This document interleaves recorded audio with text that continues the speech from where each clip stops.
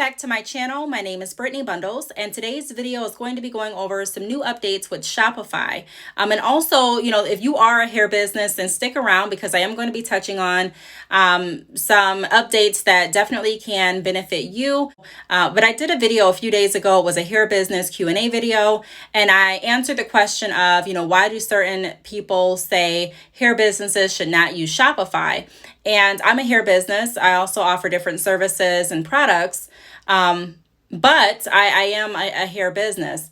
And so I use Shopify, and I encourage everyone that I work with to use Shopify as well. I've gone over how cool Shopify is. I've gone over how I'm able to work more efficiently, and I'm able to use all the resources and tools that they have available, and how I love their analytics. I personally love using Shopify. And so, I don't use Shopify payments. And so I was thinking that, that may be a reason why a lot of people say don't use Shopify because of Shopify payments. There was a time where Shopify payments specified in their Shopify payments terms of service that hair businesses were considered quote unquote high risk businesses. And there were a lot of hair companies or hair businesses that were not able to take advantage of Shopify payments, or when they did enable Shopify payments, they would run into issues because they were considered a high-risk business with Shopify payments. However, I use PayPal, so I never ran into really, any of those issues because I don't use Shopify payments. However, addressing that in the recent video that I did, I'll try to link that video down below so that you can watch that after this, but I got a comment that says she was reading a post on Facebook, and it stated that Shopify has removed hair extensions as a risk, and you now can use Shopify payments. So thank you so much for leaving that comment. From that comment, I actually was interested. I'm like, did they make that change? And so I went over to Shopify to do some research and to find out if hair businesses were still listed as high-risk businesses or not. And so I'm just scrolling down so that I can show you what it now says and what it now shows. Keep in mind, all of this information is available. So if you ever have any questions in relation to Shopify or in relations to any payment methods that you want to enable or disable, you can get all of that information directly through Shopify. Shopify is really, really great with providing detailed information and resources. So I'm stopping right here on prohibited businesses. I wanted to make sure that hair extension companies or businesses were not listed in that section either. And I don't see it listed. I'm just scrolling up a little bit further just to see if I missed anything so far. Okay, I didn't miss it yet, but I just like to make sure that I'm covering everything. And, I want to see in writing if hair extension businesses or hair companies have really been removed from high-risk businesses. So right now we're on high-risk businesses. So, take a look at the screen to make sure that I didn't overlook anything, but I'm pretty sure that I'm seeing this pretty clearly, and that, I've read this a few times and I did not see hair extension businesses included in this category any longer. I see bankruptcy lawyers, remote technical support, psychic services, SA mills, chain letters, door-to-door sales, medical benefit packages, telemedicine and telehealth services, travel reservation services and clubs, airline cruises, timeshares, circumvention, jamming, and interference devices. I mean, it goes on and on. So I'm going to reread it while I'm, in my mind, while I'm creating this video. And also I want you all to take a look at the screen just to look. And if you're not a hair extension business, then you still can look to see if your industry or if you're any business that you're considering opening, if that's considered high risk through Shopify. Now, keep in mind that even if the business that you're looking at opening or that you're running is considered high risk, you can still use Shopify. You just don't want to use Shopify payments. You'd want to look at an alternative payment method for your store. So like PayPal, I use Sezzle. Other companies use other payment methods. So whatever's going to work best for you. For me personally, even though hair extensions are removed, I'm probably still going to keep using PayPal and Sezzle. But, I like to make sure that before I enable any other payment method or option on my website, that I'm reading through all of the terms and conditions, and that I'm making sure that it's going to work best for my store and my customers.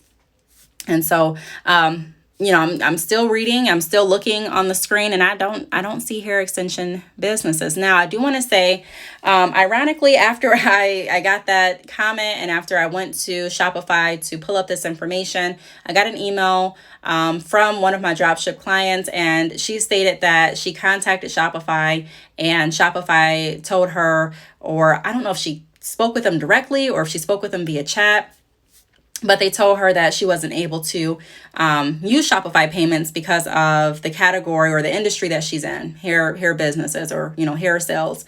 So I don't know. I'm just going based on what's in writing. If you are going to use Shopify payments, I recommend contacting Shopify and just getting clarification, as much clarification as you need to move forward. Now, the next thing that I'm going to touch on is Shopify Ping. I made a video, I think it was like a few months ago, regarding Shopify Ping, and explaining that that's the chat app that I use to communicate with my customers, and it works really well. And it's also a free app that you can download right through your Shopify store.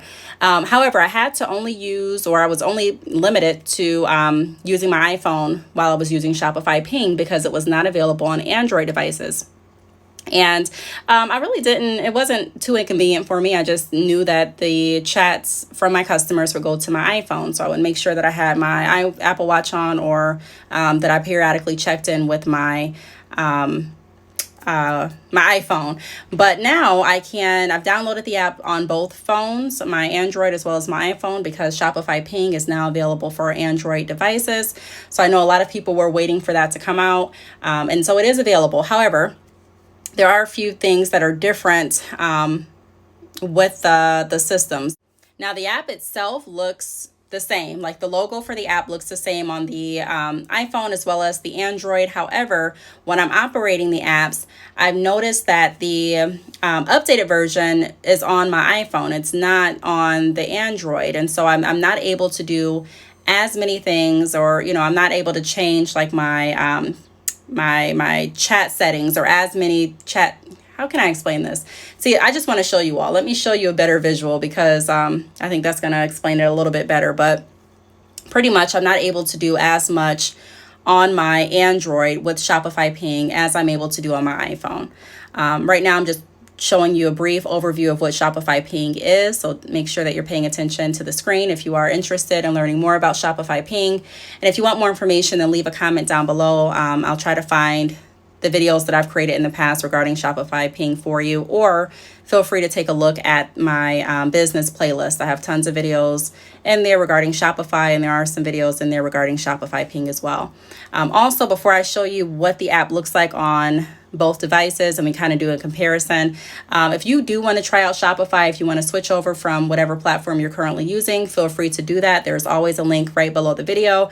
I've talked about in numerous videos about why I've made the switch to Shopify and why I've stayed with Shopify. And there's a lot more people, besides just me, that have switched to Shopify and that are very, very happy with it. So if you click the link down below, there may be a free trial. So on the screen here, this is a view of how my app looks through my iPhone. As you can see, I have more options. Like, I have more, I can look at the save replies, the frequently asked questions. There's just more things that I can do in my settings from my iPhone using Shopify Ping.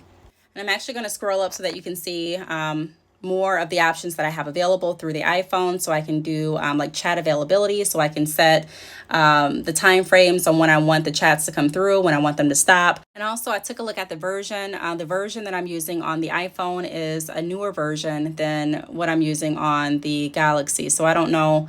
I thought that I updated, or that I downloaded the latest version. So I don't know if the latest version is just not available on Android devices, but I think it's still cool that they have the option for Android devices at this point. You can still get all of your messages and reply back and answer questions and send product links just like you would on a Apple device or iOS system if you want to be technical. But you can still do all of that, but you just don't have as many options. So I just wanted to show you a visual and kind of comparison of the differences that I noticed. But those are a few updates that Shopify has implemented.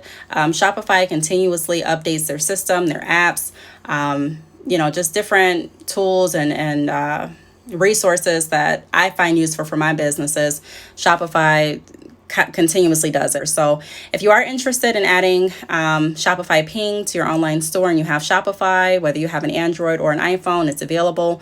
If you are interested in trying Shopify out for the first time or coming back to Shopify, click the link down below this video and get started. So if you have any questions, feel free to leave them down below. Thank you so much for watching, and I will see you all in my next video. Bye.